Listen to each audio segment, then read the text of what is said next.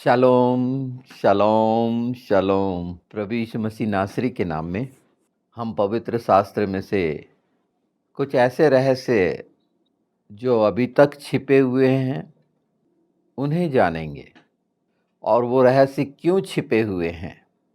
हम जो मसीह हैं, हमारा केंद्र है उद्धार, पूरा पूरा उद्धार। और ये वचन की आज्ञा है, अर्थात परमेश्वर की आज्ञा है कि हम अनंत जीवन पाएं। इसके बीच में आने वाली चीज़ें सुनने सुनाने के लिए हो सकती हैं। आत्मा क्या चाहता है, उसकी पहचान है क्या मनुष्य को? हमारी आत्मा क्या चाहती है? क्या हम आत्मा की सुनते हैं जो आत्मा चाहती है? और हम मसीहों की आत्मा जो यीशु में जीवित हुई, क्या चाहेगी बताइए? यीशु उसे मिल गया, इसके अलावा क्या चाहिए फिर? यीशु के साथ सारी चीज़ें मिल गईं। फिर ये प्राण, मन, हृदय, इसकी शरीर की, संसार की आवश्यकता नहीं रहती। ये कहने की बात है कि क्या कौन चाहता है। हम पूरा पूरा उद्धार चाहते हैं, और वो जो हमारा उद्धार करता है, जो स्वयं धर्म है, जिसकी धार्मिकता में हम हैं, जो सत्य है, क्योंकि वो अकेला है मनुष्य में। जो लोग भूल जाते हैं कि वो मृत्यु पर जयवंत हुआ है, वो स्वर्ग में उठाया गया है और वो आने वाला है। ये सच्चाई है। और उसके प्रभु यीशु के नाम से सारी सृष्टि में आश्चर्य, कर्म, चमत्कार, ये सब घटित होते हुए देखते हैं। पर प्रकृति को अपना खुदा बना लेते हैं, जो परमेश्वर बना लेते हैं, वो उसके अनुसार सोचते हैं। हमने उद्धार पा लिया, ये हमारे लिए काफ़ी है।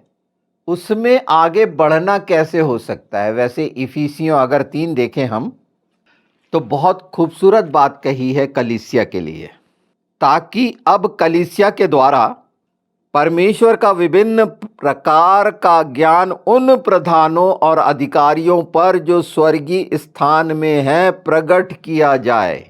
किसके द्वारा? कलीसिया के द्वारा, अर्थात भेड़ के द्वारा, किसी पद के द्वारा नहीं। वो वहाँ जो प्रधान है स्वर्ग में, उनके सामने विभिन्न प्रकार का ज्ञान, बहुत स्पष्ट है, ध्यान से पढ़िए। ये कलीसिया के द्वारा प्रकट होगा। ये कितना शानदार हमारे लिए गर्व का कारण है कलीसिया के लिए। इसे समझना जरूरी है। थोड़ा सा आगे देखें 16 में, कि वह अपनी महिमा के धन के अनुसार तुम्हें यह दान दे कि तुम अपनी आत्मा से अपने भीतरी मनुष्यत्व में सामर्थ्य पाकर बलवंत होते जाओ, और विश्वास के द्वारा मसीह तुम्हारे हृदय में बसे, कि तुम प्रेम में जड़ पकड़ कर और नींव डाल कर सब पवित्र लोगों के साथ भली भांति समझने की शक्ति पाओ कि उसकी लंबाई, चौड़ाई, ऊंचाई, गहराई कितनी है। विभिन्न प्रकार का ज्ञान यहाँ कितना स्पष्ट, इससे साफ क्या होना चाहिए? पर मुख्य है प्रेम में जड़ पकड़े। ये दान है, ये दान है। एक मनुष्य जो है बहुत तकलीफ़ों में पड़े हुए जो रहते हैं, असफल होते जो रहते हैं, कहीं कुछ नहीं सूझता, तो प्रभु यीशु को ग्रहण करना चाहते हैं, उसके पास आना चाहते हैं। हम सब इसी तरह से तो आए हैं ना। कोई पैदाइशी क्रिश्चियन तो होता नहीं। जब हम पूरी सच्चाई से स्वीकार करते हैं और सचमुच में उसकी भेड़ बनते हैं, तब हम क्रिश्चियन कहला सकते हैं। प्रभु यीशु को मानने वाले, क्राइस्ट को मानने वाले कहला सकते हैं। पर अगर हम सोचें कि हम पैदाइशी क्रिश्चियन हैं, तो गलत फहमी है कि यीशु कोई धर्म नहीं है। संसार के धर्मों के क्या हाल हो रहे हैं देख रहे हैं, कितनी विसंगतियां हैं, परेशानियां हैं उनके साथ। वो इसी में अपने को बचाने में लगे हैं जो संसार के द्वारा रचित है, तो उसके लिए सफाई देने में भी लगे। हमारा धर्म प्रभु यीशु है, हमको सफाई देने की ज़रूरत नहीं, प्रमाण है उसके सारी सृष्टि पर। और वो स्वयं वचन है, अर्थात वो पूरी किताब है, अलग से नहीं है। अर्थात ये मनुष्य के लिखे हुए जो किताबों में शब्द होते हैं वो नहीं है, वो प्रत्येक शब्द वचन है, प्रतिज्ञा है, वाचा है, सच्चाई है, प्रकाश है, और यहीं से सब निकला है। ये समझने में तकलीफ होती है क्योंकि सत्य छिपा हुआ है। इस सत्य को जानने से इनकार कर देते हैं, दुविधा में पड़ जाते हैं शैतान के कारण। प्रतिज्ञा करते आती नहीं कि प्रतिज्ञा करें क्या, क्यों नहीं आती कि पहचान ही नहीं हुई। जब पहचान ही नहीं है तो प्रतिज्ञा कैसे करेंगे। हमें अपनी पहचान हुई क्या कि सचमुच में हम यीशु के साथ जीवित हो गए, यीशु के साथ मरे क्या।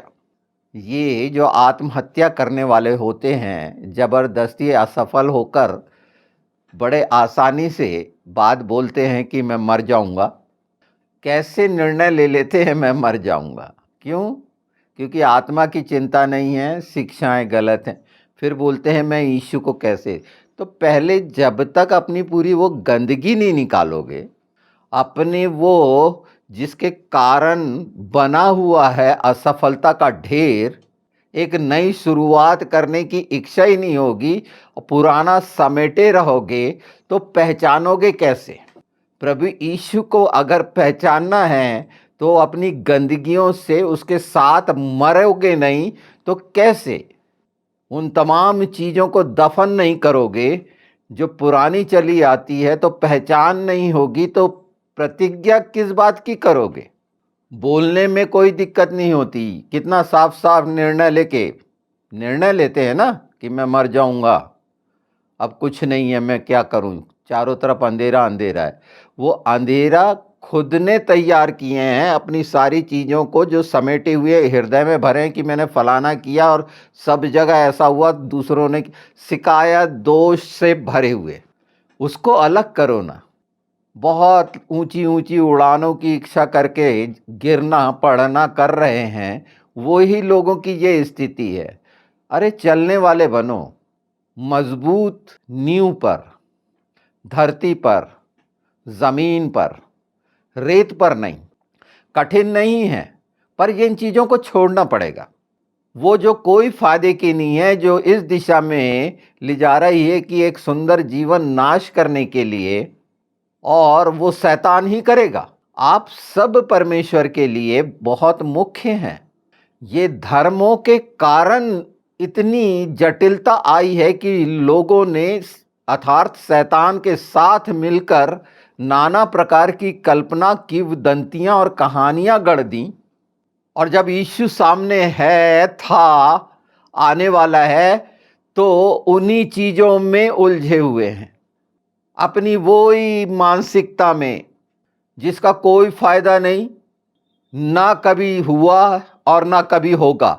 आखिरी प्रयास किसको गलत करने के लिए? परमेश्वर को गलत करने के लिए। मैं यीशु को गलत करूंगा। तो ये स्वभाव शैतान का है, ढीठता का है, कि एक मनुष्य ने प्रकृति को मान लिया, परमेश्वर का इनकार कर दिया, बोले प्रकृति निर्णय लेगी। इस बात से अनभिज्ञ बहुत सारी चीज़ों पर डिबेट होती रहती है। अभी मैं सुन रहा था वो शाकाहारी और मांसाहारी पे, तो परमेश्वर ने मनुष्य को ये शाकाहारी मांसाहारी नहीं बनाया था, पवित्र बनाया था और बगीचा दे दिया था सब फल फूल से भरा हुआ कि खाओ पियो। और उस समय बाइबल साफ कहती है मनुष्य ने बगीचा छोड़ा और उसके बाद परिश्रम करना पड़ा, ये बीज पौधे सब फिर लगा के खाने वाला बना और मांस भक्षी बना। जब कुछ नहीं मिला तो मांस खाया। हाँ, उस पर डिबेट कर सकते हो कि मनुष्य के अंदर ये पात्रता रखता है कि नहीं रखता, ये एक साइंस का विषय हो गया। वहाँ पर भटकने से ज़्यादा अच्छा है कि जब भूख लगती है तो वो सब खा लेता है, नहीं तो नखरे तो बहुत होते हैं। तो ये सच्चाई के वचन जो यीशु है, जो हमारी धार्मिकता है, जिसका नाम में सब समाहित है, सारी आधीनता में है उसके नाम में, तो नाम का महत्व ही नहीं जाने तो कैसे होगा। नाम की पहचान नहीं है और जिनको नहीं है वो भटकते रहेंगे। एक मनुष्य किसी से अगर कोई इनाम पाता है किसी कार्य हेतु, खेलना कूदना पढ़ना लिखना, नाना प्रकार के नोबल पुरस्कार और बहुत सारे पुरस्कार हैं, तो जिस मनुष्य के द्वारा दिया जाता है वो उसके लिए यादगार रहता है कि मैंने फलाने इस व्यक्ति के द्वारा इनाम पाया। ऐसा ही है ना, परमेश्वर ने अपना बेटा इनाम में दे दिया तो उसके क्या अहमियत है हमारे जीवन में। सोचिए, एक मनुष्य का दिया हुआ जितने उपकार प्रतियोगिता में पुरस्कार पाए या जो भी, तो कैसे सजा के रखते हैं अपने वो स्टैंड में। और जो सबसे बड़ा जीवन, अनंत जीवन का इनाम, बिना कोई मूल्य चुकाए मेहनत किए, कोई प्रतियोगिता में भागी बने ही नहीं और मिल गया, तो क्या अवस्था है। ढूंढने में लगे हैं। इस सब के बावजूद भी अभी हमने पढ़ा कि यीशु अगर हृदय में है, ये याद नहीं रहेगा। लिखा है 17, और विश्वास के द्वारा मसीह तुम्हारे हृदय में बसे कि तुम प्रेम में जड़ पकड़कर और न्याय डालकर वो सब करो। प्रेम में जड़ पकड़ेंगे, हृदय में कब बसेगा। ये सच्चाइयां मैं अगर ग्रहण करूंगा कि सब आधीनता में है, तो वो मुझे योग्य करेगा, क्योंकि वही पवित्र है। नहीं तो संसार के जो बहुत सारे ऐसे विषय हैं और रहस्य जो मैंने शुरू किया था, तो जैसे यहूदी आज तक वो नीला रंग, जिन्होंने मेरा तलित वाला वीडियो सुना होगा, प्रेयर सॉल वाला, बहुत पहले से तो बताया है, तलित यानी प्रेयर सॉल, और उसमें जो जित जित जिसको बोलते हैं, उसकी झालर जो लगती है सफेद और नीले रंग की, तो एक समुद्री जीव होता है चेलाजोन, उससे नीला रंग बनता था, वो लुप्त हो गया। तो इनने खोजबीन शुरू की, वो कैटल फिश वगैरह को ऐसा माना कि यहाँ इससे है उससे है। बाद में ये सब बातें गलत साबित हुई। कुछ ये इससे नीला रंग निकल रहा है, ऊन का नीला रंग इससे बन रहा है, गलत साबित हुई। वो चेलाजोन जिसके द्वारा था, आज उनकी दृष्टि में नहीं है। और नीला रंग क्यों मुख्य है, क्योंकि रंग के बारे में भी मैंने वीडियो बताया है। ये 4 रंग जो 4 पर्दे रखे गए हैं, ये 4 गॉस्पल सुसमाचार, तो नीले रंग का जो पर्दा है वो दिखाता है सन ऑफ गॉड को, परमेश्वर के पुत्र को। वो स्वर्ग में है महायाजक बनकर। जैसे हम बार बार बोलते हैं कि वो हमारे लाली रंग के गुनाहों को श्वेत ऊन में बदल देगा, तो वो जो धागा लटका रहता था लाल वाला ऊन का सिनेगॉग में, यहूदियों के मंदिर में, और महायाजक एक बार वहां पर हमने पढ़ा है ना कि वो लहू सबके पापों का प्रायश्चित के ढक्कन में छिड़कता था, तो वो जो बाहर लटका हुआ धागा रहता था वो सफेद हो जाता था और घोषणा करता था महायाजक आके बाहर कि पूरा हुआ, और सब देख लेते थे और मान लेते थे कि हमारे पाप क्षमा हो गए, साल भर के जितने करे थे। प्रभु यीशु के स्वर्गारोहण के बाद वो कभी धागा ना लाल हुआ, ना काला हुआ, ना पीला हुआ, ना सफेद हुआ। वो कार्य पूरा हो गया और मंदिर भी नहीं रहा। ये सच्चाइयां सामने इतनी स्पष्ट हैं, क्यों महत्व नहीं है, इसको पहचानने की कोशिश क्यों नहीं है। हाँ, कुछ यहूदियों ने, वो जो झालर की बात कर रहा था, उनकी प्रेयर साल पे अब सफेदी वाला कुछ लोग लगाते हैं और वो नीला को वो नहीं उचित मानते। ये सफेद और नीले रंग की मैंने बताया है, और जित का वो झालर की 10 गांठें, 6 गांठें, 5 गांठें और 6 गांठें, ये योद हे वाव हे, यानी योद 10, हे 5, योद 6 और हे 5, 10 5 6 5, ये लटकी रहती थी। वो जिसको वो लहू बहने वाली 12 साल से उसने छुई थी और चंगी हुई थी। पिता का नाम जिसमें बसता है, जो पिता के नाम से आता है, योधे वावे के नाम से आता है, योध सिन वाव आइन। यीशुआ, वो लड़की जीवित हुई थी। लोग जो हिंदी के हैं वो संकित होते हैं, वो तलिता कूमी जब बोला गया था तो हे चादर उठ कहा गया था। हाँ, लोगों का अलग अलग है, पर वो मुख्य ये है कि वो जीवित हुई थी। वो बहस का विषय नहीं है, ठीक है, नहीं जानते। कूमी मतलब उठना। आज वो नीला रंग नहीं है। इन चीजों को पहचान लेना कोशिश की जा रही है, ढूंढा जा रहा है, बड़ी खोजबीन चल रही कि वो मिल जाए मिल जाए, और इसमें कई प्रयोग भी होते हैं। पर अब हमें वो सारा जिसमें ईश्वरत्व की संपूर्णता है वो मिल गया है। हमें खोजबीन करने की जरूरत नहीं है। उसे मौका दें, उसके प्रेम को मौका दें अपने जीवन में। उन बातों से हटाएं जो मन की दुविधाओं में फंसी हुई स्थितियां हैं, जो शरीर के अनुसार हैं, हर दिन का हमें मिलेगा।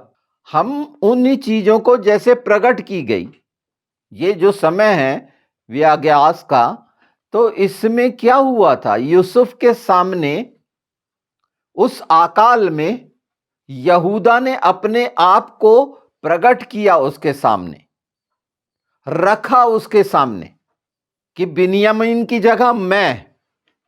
ये एक चिन्ह है ना, 66 चिन्हों में ये चिन्ह है ना। जैसे अगर हम इन बातों को देखते हैं तो पाते ना बाइबल में 22 का, तो याकूब 22 वर्ष बाद मिल रहा है यूसुफ से, और 70 लोग जा रहे हैं जो 70 जातियां बनाई गई। तो ये संसार के धर्म के चक्कर में ना फंसे। अभी बहुत कुछ ऐसा हम में से कई होते हैं, कई जगहों पर द्वार द्वार जाते हैं कि वहां हमको कुछ सच्चाई मिल जाएगी, यहां सच्चाई मिल जाएगी। इसमें सब लोग जानकार रहते हैं, और उस समय जो उनको अच्छा लगता है तो वो उसको स्वीकार करते हैं, और इनकी बड़ी बड़ी पहचान है अगर और वो सामने आती है। एलन मस्क कितनी जगह भटका होगा पता है? तो क्या वो बौद्धिस्ट हो गया? क्या वो हिंदू हो गया? नहीं, आज वर्तमान में साफ साफ है वो पहले क्रिश्चियन था, आज वो सचमुच में क्राइस्ट को मानने वाला है। उसने माफी मांगी उन सब बातों के लिए कि ये कोई कोई 50 रास्ते नहीं होते, रास्ता सिर्फ प्रभु यीशु है, धर्म सिर्फ यीशु है। लोगों ने अगर क्रिश्चियन को, मसीहों को ये संबोधन देते हैं कि ये ईसाई धर्म मानते हैं, तो वो गलत है, वो शब्द ही गलत है। हम क्राइस्ट को मानते हैं, क्राइस्ट हमारा धर्म है, उसकी धार्मिकता में हम धर्मी हैं, और हमसे पाप नहीं हो सकता। ये तमाम धर्म को मानने वाले निरंतर पाप क्यों करते हैं, और क्यों प्रभु यीशु को की पहचान को जानने और मानने वाले पाप से डरते हैं? ये फर्क अपने आप में दिखाता है, और ये सारे मनुष्यों के लिए है। अगर वो मनुष्य बनना चाहता है, अगर वो ये सारा तमाम बेड़ियों से, जो कर्मकांडी बेड़ियां हैं, रीति रिवाज के पाखंड हैं, जो अपने सुविधा के लिए बनाए गए हैं, भरण पोषण के लिए, वो उसकी अगर पहचान कर लेता है तो पहचान तो यीशु ही कराएंगे, जिन्होंने करके दिखाया, बोल के नहीं। और जो बोला वो हो गया, और आज होता है यीशु के नाम में वो बातें जब बोली जाती हैं कि प्रभु यीशु तूने कहा है। तो ये जो मिला जुला सुसमाचार आज का है, बहुत से लोग उन बातों को अच्छा मानकर चिपका देते हैं, उसको पोस्ट करते हैं, पर खुद नहीं जानते कि वो क्या भेज रहे हैं। यीशु के साथ पवित्र आत्मा आपसे क्या कहता वो लिखें। लोगों के विचारों से कोई लेना देना नहीं। आप यीशु में क्या है? वो प्रेम की जड़ वाकई में मजबूत हो रही है, या संसार के ज्ञान की बात कह देने से जीवन नहीं बदल सकता? जीवन बदलेगा यीशु से, उसके वचन से, क्योंकि वो जीवित है। ये मनुष्य का शब्द नहीं है, ये मनुष्य के पुत्र का शब्द है। बहुत अंतर हो गया। इस पृथ्वी में पाए जाने वाले मनुष्य के पुत्र बने ही नहीं। पुत्र कहलाते हैं अपने सांसारिक माँ बाप के। परमेश्वर के पुत्र कहलाना तो दूर की बात। आज मैं बताया ना कि वो सन ऑफ गॉड है, जिसका रंग नीला है, जो दिखाता है सन ऑफ गॉड को, जैसे बैंगनी रंग दिखाता है राजा को, किंग ऑफ किंग को। वो स्कारलेट, वो जो सैक्रिफाइस किया, त्यागी, महान सफरर जो रहा, यीशु ही रहा ना। और एक परफेक्ट मैन जो लेनिन को दिखाता है। ये चारों गॉस्पल ऐसे ही नहीं है ये। और हर चीज की मैंने महत्व बताया ना कि वो नीले रंग का क्या महत्व था और लाल क्या होता था, और वो ऊन होता था। अगर हम इन चीजों में कई बार इधर उधर होते हैं तो स्थिरता यीशु में है। हाँ, हो सकता है कि इतनी जटिलता अपने लिए बना लिए हैं रीति रिवाज, पाखंड के कारण, कर्म कांड के कारण। ये सबको समझ में आ रहा है, जो ये समझ रहे हैं पर फिर भी वो यीशु को स्वीकार नहीं कर पाते हैं। और उसका मुख्य कारण है संसार का ज्ञान उनको, जो शैतान के द्वारा है और शरीर के लिए है, वो एक आत्मतुष्टि का साधन है। कि वो सोचते हैं कि हमारी आत्मा, तो आत्मा का अता पता नहीं उस बारे में। हाँ, उसका नाम नाना प्रकार से बदल सकते हैं और बदल रहे हैं, पर उससे कोई फायदा नहीं होगा। यीशु का नाम हमेशा से है, हमेशा रहेगा। वो आने वाला है, जैसे गया वो आने वाला है। तो जितनी जल्दी हम ये जान लें कि यीशु के साथ ही हम वो सारी चीज़ें पा सकते हैं और वो तैयार है इसके लिए, मैं क्या करूं, ये शब्द बेगाना है। क्योंकि तुम अपनी शक्ति से कुछ नहीं पा सकते, कुछ भी नहीं। और जो सोचता है मैं क्या करूं, उसको पहले से ही ये शिक्षा है कि ये करो और वो करो। यीशु कहता है मेरे पास और अपना बोझ दे दो, तुम मत करो कुछ, पर ये तो विश्वास करो कि वो कर देगा। और ये देखते हुए कि सारी चीजें चंगाई होती है, सब होता है, लोग बदलते हैं। मैं किसी को ईसाई नहीं बनाने वाला, क्योंकि ये ईसाई शब्द तो मेरे लिए है ही नहीं। ये क्रिश्चियन हूं मैं, क्राइस्ट को मानने वाला।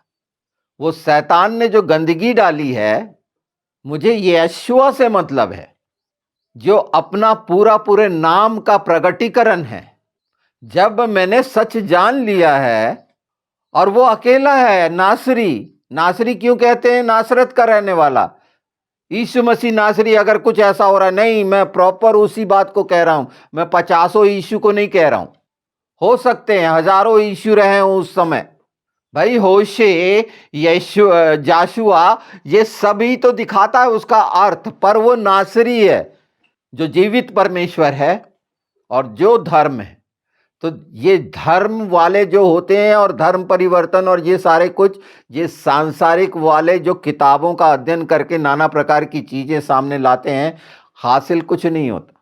बड़ा अच्छा जरूर लगता है, लोगों को नाचना गाना झूमना बड़ा अच्छा लगता है, क्योंकि शरीर का है, शरीर की वो सारी प्रक्रियाएं प्राण की बड़ी अच्छी लगती हैं। आत्मा क्या चाहता है, ये एक मनुष्य, एक ऐसा क्या बताएगा जिसे पहचान ही नहीं है आत्मा की। अगर आत्मा की पहचान होती तो वो मन की बात क्यों करता?